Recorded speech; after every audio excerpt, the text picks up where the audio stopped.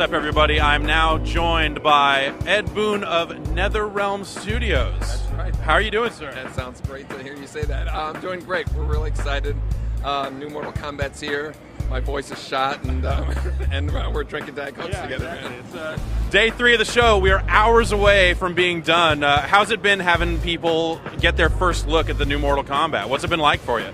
It's been overwhelmingly positive. You know, I think the way I always describe it is I think the planets are aligned. You know, there's this thirst for kind of like Mortal Kombat to return. You know, Street Fighter really showed that, you know, this kind of classic return to the fighting is where to be, and then we just hit it at the same time. We got this great bloody Mortal Kombat game that plays like 1, 2, and 3, and we couldn't be more psyched. I mean, at what point did you know that this was the direction you wanted to go in with 2D and stuff? Was it during the development of MK vs. DC? Yeah, you know, in the last game that we did, it was still 3D, but this sounds kind of dorky, but the fact that you push down on your pad and you would duck, suddenly when we started doing that, I had this like, wow, this really feels good. Everybody on the team started saying we should do the next game in pure 2D. And we had already made the decision to do it, but, you know, like Street Fighter hadn't come out yet. So I was a little nervous about it. I didn't know if that would be considered, you know, retro or kind of stepping backwards. But Street Fighter being embraced as it was really kind of energized us. It's like, okay, this is where to be. I think it's so awesome that now we're, you know, it's the whole Street Fighter Mortal Kombat debate. That's like, I feel like it's in 1992, and so it's just a lot of fun. It seems like that there's definitely a lot of hardcore fighting game fans out there, and maybe some new players getting in. Do you think that the new game can kind of strike that balance of old and new in terms of attracting players? I think this is the first Mortal Kombat game that we are actively targeting the more hardcore people as well as the casual guys. So I think 2D combat makes it more accessible. I do feel that we have put layers in, though, in terms of the general fighting, you know, really enhancing the combos, giving the player as big of a palette of special moves, and catering to the hardcore guys more. So I'm really looking forward to seeing what they're going to do with the game.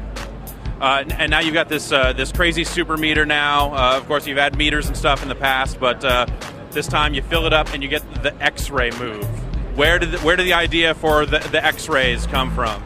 We've had discussions about, you know, well, what can we do with gore? And, you know, so the idea of modeling the insides of characters, getting hearts and showing damage on the inside. And so during Mortal Kombat vs. DC, we started developing tech to, you know, peel back the skin, show bones breaking, and kind of, it's a little bit like a CSI type of like attack or something. And so we're really doing a lot with that. And fatalities, it's great because, you know, all of a sudden we have stretchy limbs and guts and stuff coming out. So it's, you know, it's like the current latest technology showing your favorite stuff from the past. Cool. Speaking of favorite stuff from the past, seems like the roster is deliberately taking from the first 3 games in the series. Yeah, I think there's 26 boxes total with the question mark and the DLC, which is going to be a big thing and downloadable content. And but if you were to ask somebody, okay, well, what's your favorite character from MK 1, 2, and 3? Chances are, if somebody said, oh, Nightwolf or someone like that, it's probably going to be in the game. I don't think it's going to be a big secret when we see characters unveiled, but we have some surprises as well as DLC coming too. Cool. So if I were to say, boy, it sure would be cool if Stryker was in the new Mortal Kombat, you would say, yeah, it would be cool if Stryker was in the new Mortal Kombat. All right, great. Let's talk about finishing moves. Like you were saying, I mean, this is the first time there's been pure fatalities, and I think Hector was saying 6 years, was it? Yeah. A lot of people don't realize that, you know, the last game we did had T-rated fatalities. Yeah. The game before that had kind of like a creative fatality thing, but it wasn't since Deception 2004 that we haven't had the kind of traditional M-rated, you know, shocking fatalities. We started doing fatalities from day 1 in this game. You know, so that was a big difference. Is we always do the fatalities at the end of the game, but let's start from the beginning and just make fatalities for 2 years, and you're gonna get a good idea of the kind of sick crap that we've been coming up with.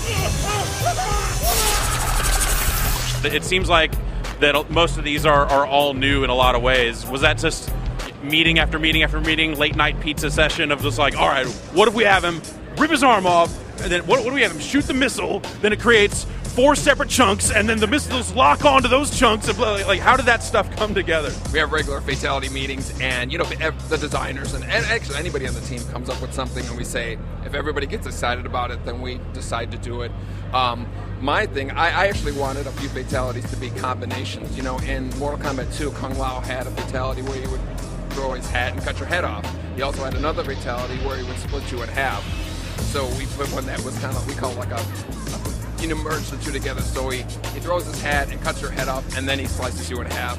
And so we're taking a lot of the old fatalities, combining them together into like an uber fatality. So, but making them has been one of the funnest parts of doing this game. So you have fatality meetings, but do you have, let's say, friendship and babality meetings as well? What was that? Never mind. So, just on a personal note, I saw you were presented with a Guinness World Record here at the show for the longest running U.S. voice actor for the role of Scorpion. How does that feel? That's got to be crazy. It feels random. I think the fact that they told me it, I said, is that something that people are measuring? Is that something that? Who's in second place on that? Yeah. Who's gunning for you? You know what? They told me the guy who did the voice of Mario was in second place, then they found out that he didn't have a voice until the end of the Mario 64, and Mortal Kombat was before that. So, I reigned champion. The reigning champion, world record holder, Ed Boon. Thank you very much for your time. When are you looking to ship Mortal Kombat? It's coming out in the spring of 2011, PlayStation 3 and Xbox 360. Awesome. Thanks again. Thank you.